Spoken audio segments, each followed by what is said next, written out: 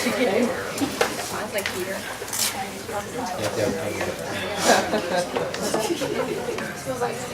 That's right. We're in 1 Corinthians 13. And if you're visiting with us and you would like the booklet that we put together for this class, it's up here. Be sure and get you one on the way out. You guys might want one from Arkansas. I don't know.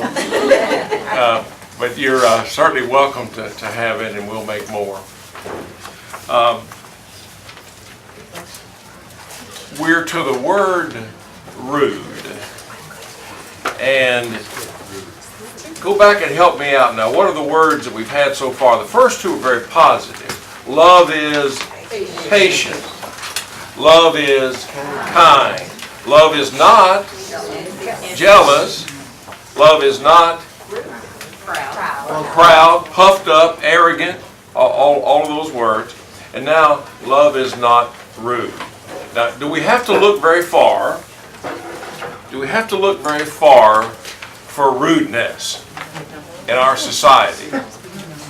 We have become the most, growing up in the 60s with all the things that were in the streets and the burning the cities and over the Vietnam War and all the racial things and all of, it was the sexual revolution and all of that. Very exciting to live through that, but also very, very nothing like this.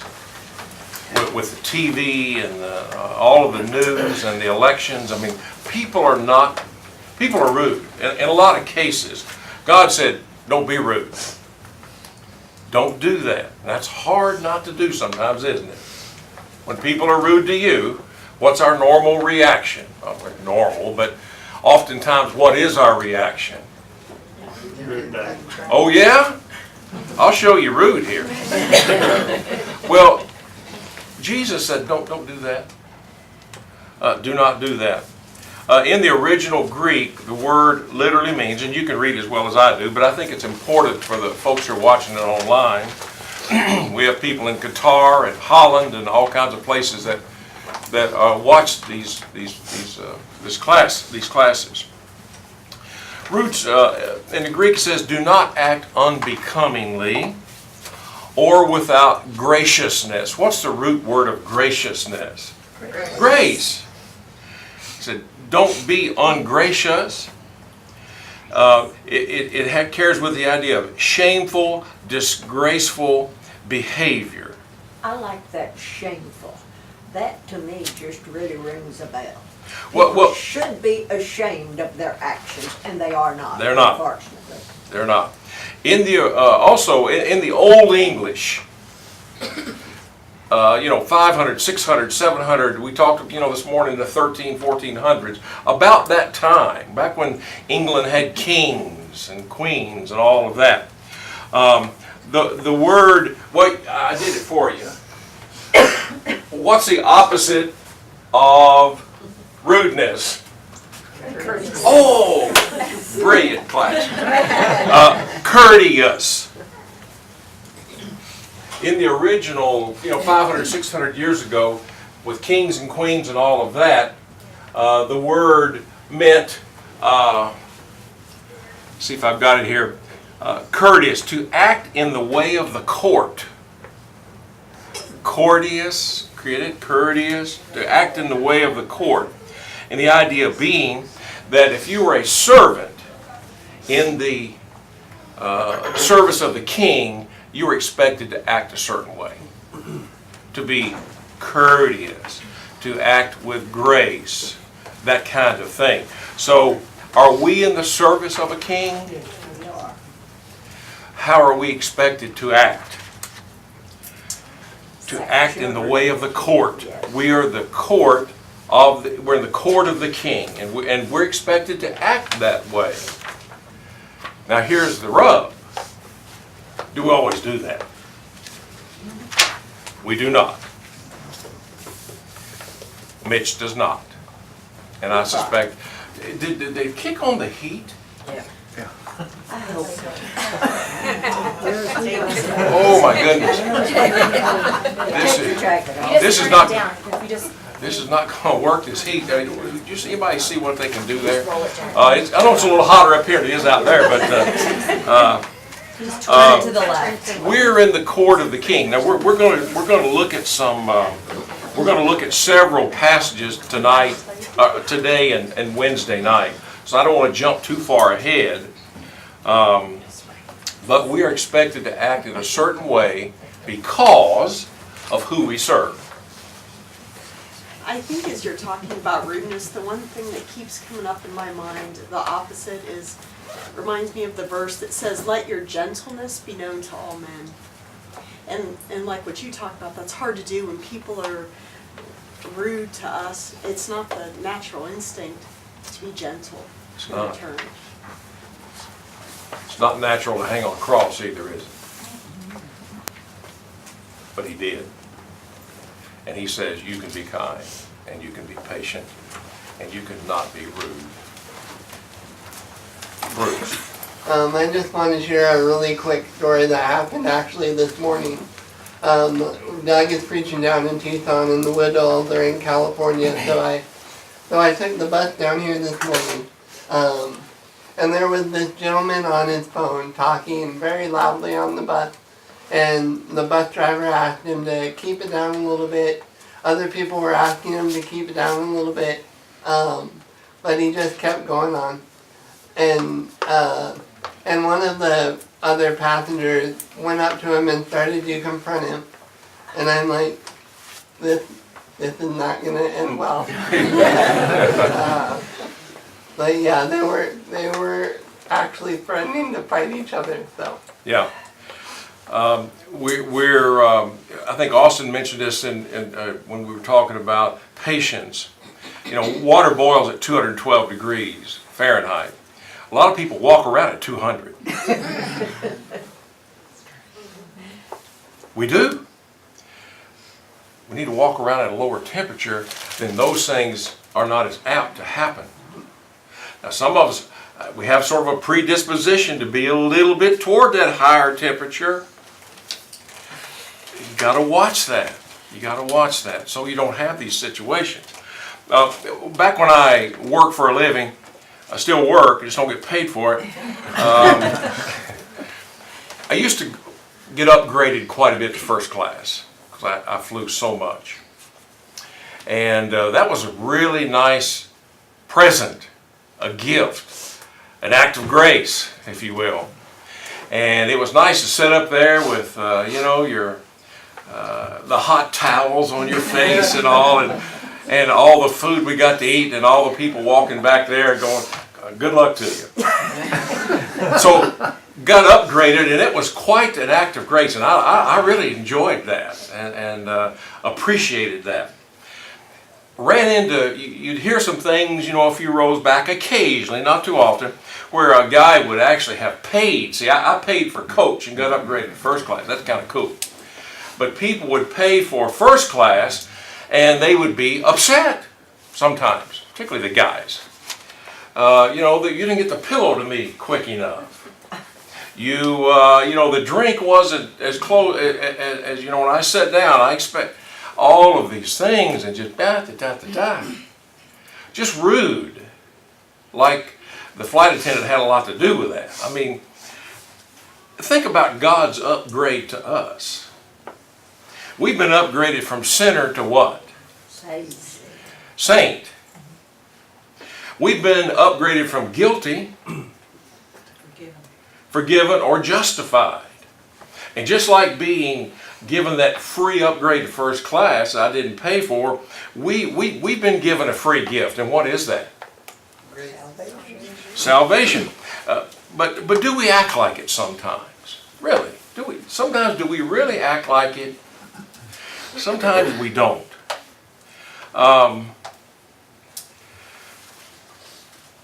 Give me some examples of well, I don't want to get into that too much. Actually, we've already got some. I was going to say examples of being rude, but can we be rude?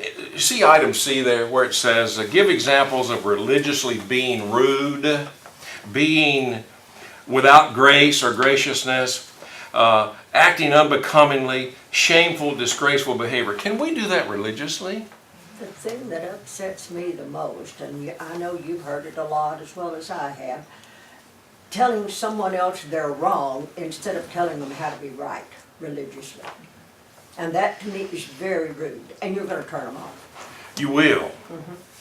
Remember Ken Leach, when he was here, he would say, in this kind of a context, you're going to hell. Do you want to have a Bible study? No, I don't. No, You- I'm walking out. People don't want to hear that. There's a way to approach things. I mean, I've seen this when I was much younger, where there would be brothers who would want to get into a fist fight over some passage that they disagreed with. Well, that's rude. It's very rude. That's discourteous. That's shameful. You know, we can't do that. You know, some of us, just like Chuck mentioned this morning, they learn the truth through a mailer, and in the mail. So some of us have been members of the church for, in my case, 6 generations. We don't appreciate sometimes what people who are, we expect everybody to know what we know with a background, and not everybody has our background. Some people grew up very, very rough, in relationships that were very, very difficult. And even that are going through relationships that are very difficult now, sometimes we just don't, we're not as empathetic as we should be sometimes. Well, even people that grow up in the church, when bad things happen to them, what do? They immediately blame God and turn away. That happens. So when you're dealing with the world who's never known God, you can't approach them without grace. You have to do it very gently. You do. Now, what might that take? Patience.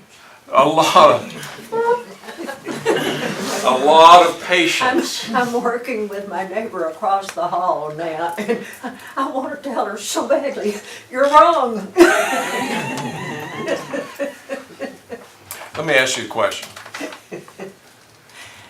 Someone turn to Matthew 26:22 real quickly, and someone turn to John 12 and verse 6. John 12 and verse 6. Now let's look at the master here. John 12 and verse 6 and Matthew 26:22. Now Jesus is within just a few hours, a day or so, of being crucified. Matthew 26:22, read that. And they were very sorrowful and began to say to him one after another, is it I, Lord? In that context, remember, Jesus, it's a Passover. He's going to be tortured and killed here in the next few hours. Now, read John 12 and verse 6 to give you a little more context. This he said, not that he cared for the poor, but because he was a thief and had the money box, and he used it to take what was put in it. Who's he talking about there? Judas. Judas and the other 11 had walked with the Lord, had slept in the same places the Lord had slept, ate the same food the Lord ate, saw all the miracles that all 12 saw. But on the night of their betrayal, they seemed to be surprised about who this among us is going to betray you, Lord. What would we have done for 3 years with Judas? We'd have browbeat him into submission. He probably was a very good He's a actor. thief. This guy, why did they not know? Because the Lord treated him just like the rest The of them. Lord treated him just like he treated the other 11, knowing in just a few hours this man's going to betray me and have me killed. And during all of their walks, they walked for hundreds of miles, maybe 1,000 of miles. All of their walks, Jesus still taught him like he taught the rest of them, knowing what was going to happen. He was not rude to Judas. He was courteous to Judas. Can we be? We should be. I find that example it's just mind-blowing to me that Jesus could have treated him so well that the others didn't know which of the 12 are going to be person that But betrays he him. loved him. He did love him. I know. I just love that example. I really do. Anybody got any comments on that before we?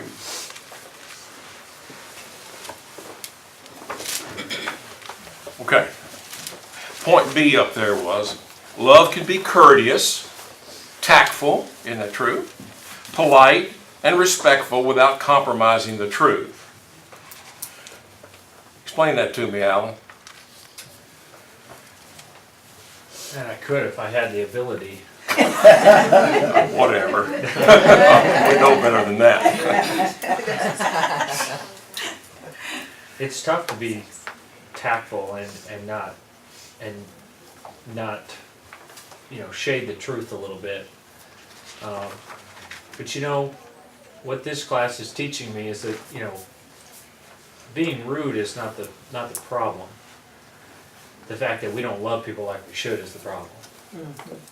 And when you love somebody, all of a sudden it's a lot easier to be courteous, It is. and it's a lot easier to be tactful and say what you need to say. And so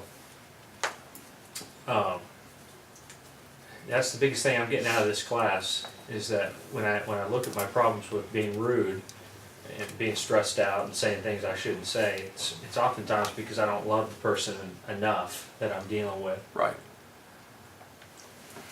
That's exactly right. I knew you could do it. Craig, and then Mike. Just a quick piggyback on that. Sure. Think about Ken Leachisms is people don't care how much you know until they know how much you care. It kind of goes hand in hand with that. But it's easier to, maybe that tact is easier to express if you're really coming from a standpoint of, I truly care about you, and now how can I say that? If that truly comes across, it'll be a lot easier to then come across in a tactful, loving. The Kenism didn't come to my mind when he said, you're going to hell, you want a Bible study? But that very thought came to my mind is, Yep. you can tell people that if they know that you truly love them and you're acting out of their best interest. That's true. They can actually receive that. But if they don't believe that you love them, they're not going to accept you saying that. Well, it's just your opinion. Right. Yeah. Think from their angle. I empathize with. No, I tell her she's wrong. Well, and I empathize. I know where you're going with that. But at the end of the day, put yourself in their shoes. You telling her she's wrong.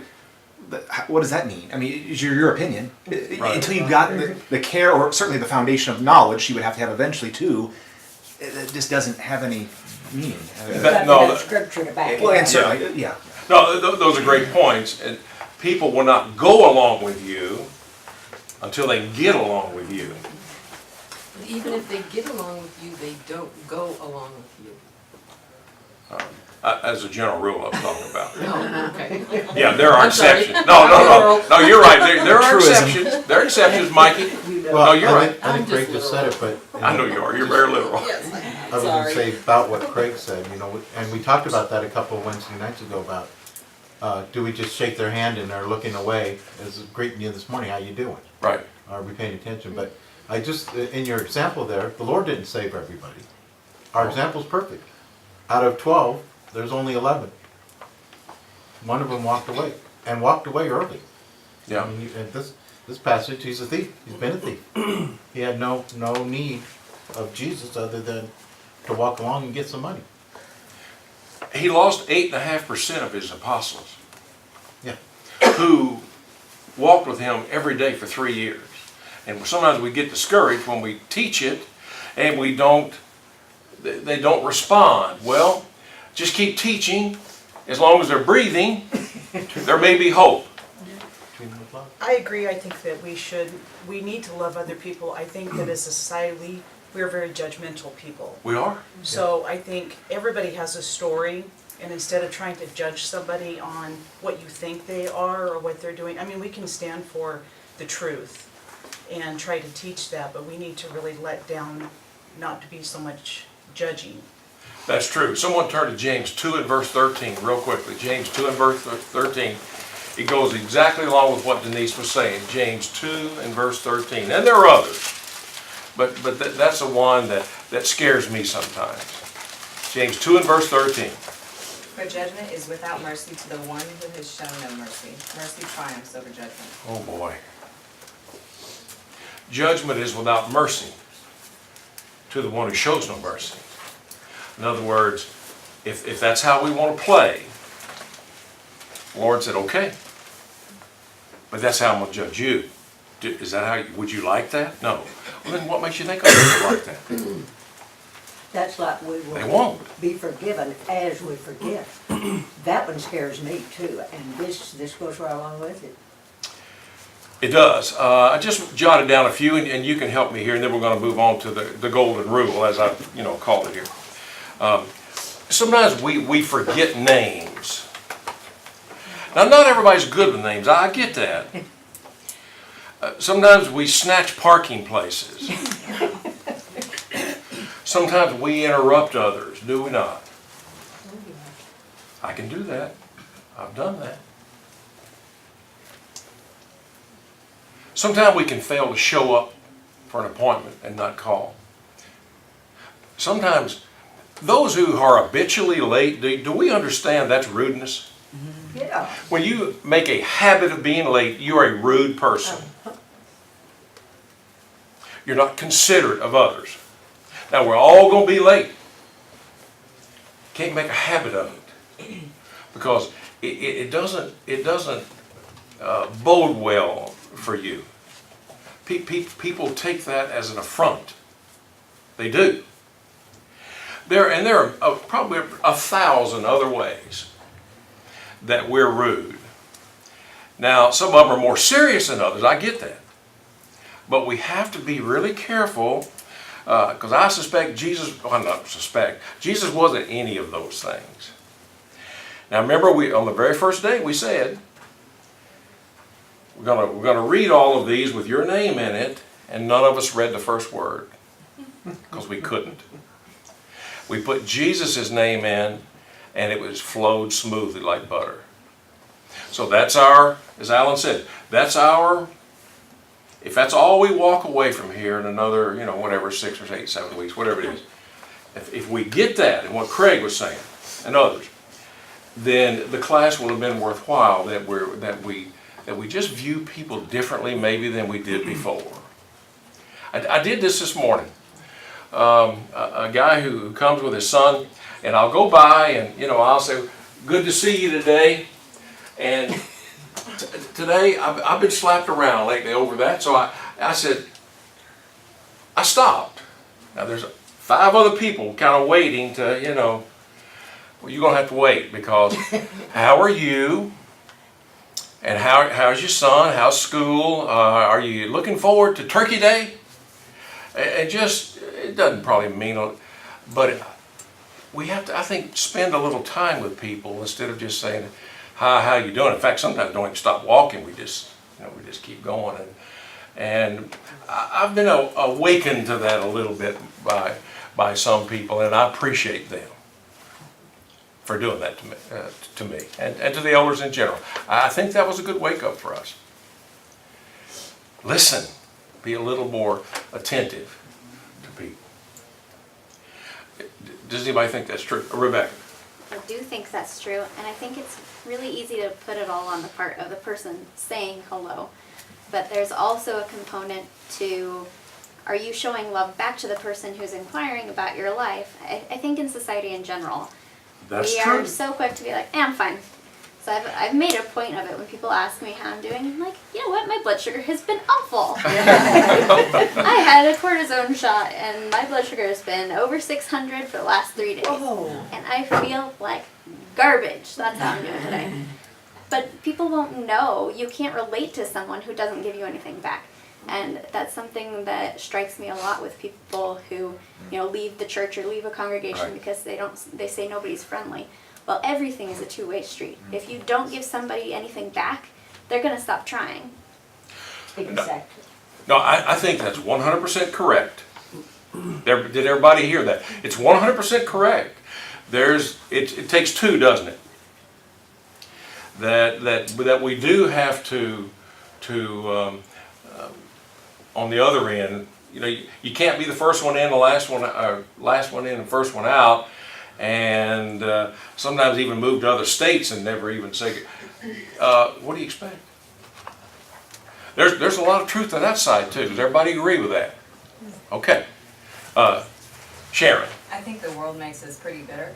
That, you know, Okay. it's, when we go out in the world, we're at work, whatever, people ask how we are, they're not really asking, they They're don't not. really care, it's a pleasantry. And That's so true. we become very accustomed and very acclimated to just say, well, I'm fine, because, you know, maybe I know you don't care, or I know that my business is gonna be spread everywhere, but we have to remember that this is the church, and That's we do right. have people who are truly willing to help and go far above and beyond, and we do have to tell them that we need help, and that's incredibly hard to do when you become so accustomed It to is. not asking for help. Great point. Out there's different. And we want to be courteous and won't do all of that. But remember whose court we're in here. Great points. Great points. I love both of those. There's a time and a place for everything, and Okay. I'm sorry, but if you engage yourself in a deep conversation with everybody that you meet, from the time you park the car to the time that you get into the building, you will never get into the building.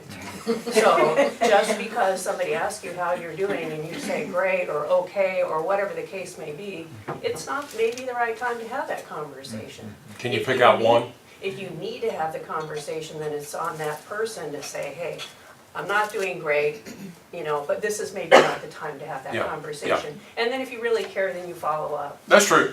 So, and it all starts with relationships. We must have those relationships with one another. That's absolutely true. But sometimes we may have to have a little, just like Chuck had his little sayings and his mother and her little quilt, maybe we pick out one or two and say that I'm going to focus on these. That's what I did this morning. Pick out one or two and give them a little extra shot of time and concern. You're not going to get everybody. Maybe next week you pick out somebody else. And whatever works for you is fine with me, but I'm afraid I looked over people too long and not spent more time with them. Seems to me. That's just me. But what you said, whatever, great points, by the way. Absolutely. So something that I've noticed as a habit for me is that I try to do all of these things, like being patient and being kind and loving towards the people that I work with, especially with the students, because they're just kids. And then I find myself really drained and exhausted by the time that it's Sunday, and so I'm like just kind of like, I feel like I'm empty. And Right. I don't know if anybody else feels that way, like especially when you're dealing with like how like cold the world is. But then it's easy for me to just think like, okay, now I'm in another place where I just have to keep pouring, and like the world doesn't really give back because it doesn't have Christ. They don't. They often don't. And I've used this before, and I know my kids and Veronica probably heard it, so they don't want to hear it anymore, but in the back of my desk in my office, when I had an office, I had a cartoon. It was called Monkey Management. And Monkey Management had a series of little vignettes, little cartoons, or little series. You know, this is episode 1, 2, 3, and so on. And here's the boss at his or her desk. And a subordinate's coming down the hallway, and he hears them. Uh-oh. And he has section 2 said he's got a worried look on his face. And the employee coming down, he's shuffling, she's shuffling, you know, and he knows trouble's coming. Then the next one, he's looking up at the door, and he's got that furrowed brow. And there's a monkey on this person's back. I'm getting to your point here in a second. And the monkey is beginning to reach, instead of around the employee's neck, it's beginning to reach toward the boss. And then the next little vignette, the monkey is let go, and he's sitting on the boss's desk. And now he's sweating, and the employee, then the last one, the monkey is on the boss's back, choking him, and the employee is walking down the hallway whistling. We cannot take everyone's problem and make it yours. Now, we all want to, particularly as teachers. You want to solve everybody's problem in your classroom or in your school. You cannot do it. Now, we can be empathetic and we can try to help anybody, but you cannot assume every single person's problems in the church or even at home or at work for sure. Otherwise, they're going to walk down the hallway whistling and you're going to be slowly choking to death with their problems. You see that? Now, that's in the context of the business world of school, and I get that. But there's there's a kernel of truth to that even in the church. Do you think that's true, or am I overreacting? That's true. Yeah. Jesus took them all, and they're gone. And now we do the best we can, and then we turn it over to the Lord. That's right. What did Jesus say about the poor? They're always, You're always going to have the poor. let her do what she did. Do what you can do where you are. Now, the word poor, that can be literally poor, it can be poor in spirit, it can be poor in whatever, and you've got to try to help what you can, where you can. But you're going to have the poor with you always, you're going to have people with problems with you always, and primarily it's their problem. Now, we'll try our best to help. Remember Galatians 6, we're going to carry our own packs. That's what that word literally means, a pack. In the military, you know what a pack is. You put a pack on. You're going to carry that pack. Now, if someone falls down because they can't carry that pack or they got blisters on their feet, what are you going to do? You're going to try to help carry that load a little bit. We have responsibilities to carry our own pack, but sometimes the pack is too heavy. Then we better help them pick that pack up. Forever? No, to help you get back on your feet. Because it's still your problem. We're just here to try to help you, Mike. I heard in a class a long time ago, and I don't remember where, but we're supposed to bear one another's burden. You don't take on one another's burden. The comparison is like, I think you said on a Wednesday night, it's like the oxen being hooked together. You take the weaker one with you and carry them until they can work. Right. But you don't take their burdens and take them onto you. You just help them along.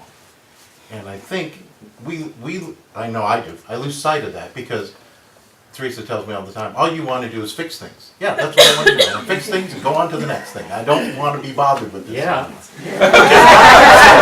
That's amazing. That's what men do. That's what we try to do. We fix stuff. We fix it. No, that's a great point, Mike. Except some gluing I got to do. Yeah, well, we all do. A few weeks. Women sometimes, they don't want to, they just want you to listen for crying out loud. He knows it, let him She do would it. come home and I'd say, well, I'll go to that school, I'll fix that. And she'd go, dude, I don't want it fixed. I just want you to listen. Men fix things. So you know why? So we can cross it off our list. We got a list. Listening fixes more things I know. than a hammer and some nails. I understand that. Well, no, I don't understand that. But that's men. But we're having to learn. Sometimes women just want you to listen. It could be, I'm saying women, you know what I'm talking about. But we're wired differently. Just listen. Man, would you be quiet already? You're trying to go fix something. I haven't even told you anything's broken yet.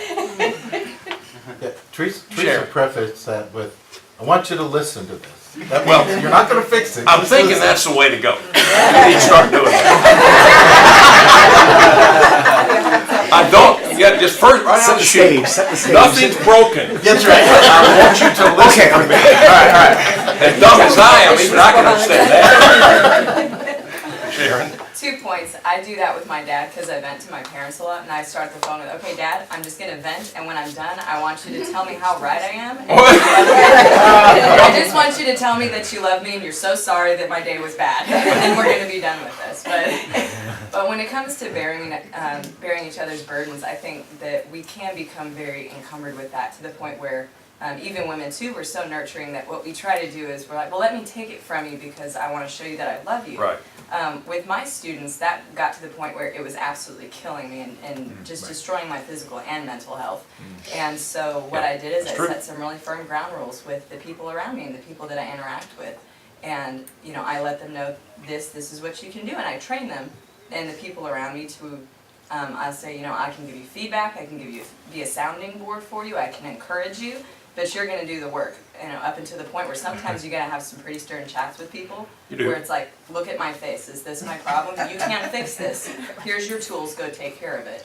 I walked out one day at Higley High School, and pretty good mood, like I was most of the time, because I didn't do the work. The kids did the work. And there was this new 22-year-old ASU graduate lady, little lady, pretty big and old and grumpy and all that. And she was young. She was 22, and the students were 18. You got 2 strikes against you, man. I'm telling you, in the high school, they sense blood in the water. You're done. She's going out. Her hair's messed up. Her shirt is out of her thing, and I'm just going out feeling pretty good, actually. And she said, I don't know how you leave here with such a good mood. I said, ma'am, I don't do the work. I make them work till their fingers bleed. So they don't have time for all the nonsense. And I would tell them, I already know this. I've lived it, number one. Number two, I know what's in the book. I'm not doing this for me. I'm doing it for you. And you're going to do the work. And once you get that, the teachers, then make them go home crying with their shirt out and their hair messed up. I'm not going to do that. I'm not going to do that. And the lady quit at Christmas. She taught 1 semester. She knew what ASU taught her, and ASU is a fine school, but she didn't get it. They took advantage of her, boy, and they did it quickly. And me, I would take advantage of an old guy like me. So, I got off a little bit. Maybe I got off a lot. We're talking about not being rude, Janelle. And I was there to witness it because I was one-on-one with the students. So you were probably the most respected teacher of that entire school because the kids respected you for having laid down that groundwork from day one and everything, and knew that you were taking this seriously. This wasn't a goof-off class like so many of the other classes, because I was in those as well. And they came to you with their problems and everything, and you would help them solve those things. So they would say that they didn't like that class or whatever, but truly they did, and they respected you for that. Well, I appreciate that. That wasn't why I said all that, but you were at the school at the time. That's true. But that's how you teach. Teaching anything, they have to know you care for them. That they'll go along with you if they can get along with you and see that you love them, and you're willing to take the heat for them. Most teachers just couldn't wait to get out of there and go have their drinks. No. We're here to learn, boys and girls. We're going to do it, or you got a problem. Notice I say, you got a problem. I don't have a problem, but you're fixing to have one. I'm sorry. I'm really preaching now, boy. Okay, here's 2 right here. And then, to Giovanna's point, though, about having, sometimes you do feel like your tank's pretty empty. well, you do. So, Yeah. but our responsibility is to be completely primed and ready, especially for the first day of the week. Yeah. Because by the end of the week, you do feel, parents, working people, not working, whatever it is, all of us have things in our lives that drain us. And that's because we're busy and we should be busy. Yeah. We talked about that too. So if that means on Saturdays, you don't book yourself super late, or maybe you need to have some time alone to study your Bible before you go to bed on Saturday night. Maybe it means you set your alarm a little early so you can get up and get in the right mind. Whatever it is, sometimes it takes more of an overt effort than other times. It does. No, that's a really good point. Brock and I were talking this morning, coming in, was it last night? Anyway, the last few hours. That what do people do without the Lord? When your tank is empty. By Wednesday, you're just down. You just beat to death. And then Wednesday night, we get a little shot of adrenaline. But folks without the Lord, this life, well, I guess there's a reason also. He knows it's either the first or second cause of people under age 30 is suicide. They can't deal with society for whatever the reason might be. It's very, very sad. But with the Lord, we know that we have help. He said this morning, I'll never leave you nor desert you. Now there are times when we're running on empty. In fact, we're on fumes. And then Sunday comes. You know, I love that scripture, Sunday. Romans 8, that says the Spirit speaks with words that we can't utter. Sometimes our tank is so empty, all we can do is just say help. But the Spirit in us talks to God for us and knows what we need. That's a good point, and I was going to get further than that today. We'll finish it on Wednesday night, but it's okay because I appreciate. Oh, who else had a hand? Oh, Al. Real quick, little off topic, but it has to do with rudeness. Rudeness, yeah. Our society is so tolerant. You know, tolerance is preached. Tolerance. That any disagreement is looked at as being rude. Yeah, that's rude. Actually, in a lot of cases, I might be disagreeing because I love you, and I want you to understand the truth.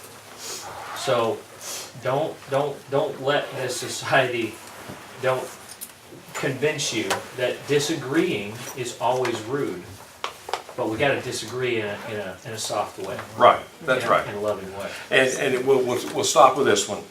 How does the golden rule play in this area of rudeness? Remember in fact, what's the 747 principle in the context of rudeness? Just paraphrase it for me. You're gonna be rude, people are gonna be rude back. Well, I hear you on that. But what does the 747 principle say? One thing, safety. You don't feel safe around rude people. Okay, well, what's the 747 principle say? Be a little bit of rude, you'll get a little bit of rude back. We've been No. ultimate courteousness. It's been shown to us, and so we need to realize that. Jesus has shown the ultimate courteousness to us that we will not be rude or discourteous to others. Why? Because of what He's done for us. You see that? I'll make sure we get. Some of that's not as easy to say, is it? But you see the point on that. All right, so we will start there. Make sure you go over page 17. We're going to go over that on Sunday night. Thank you for all your good comments. It's next Sunday. Next Sunday. We're never going to do this class with all the stuff going on.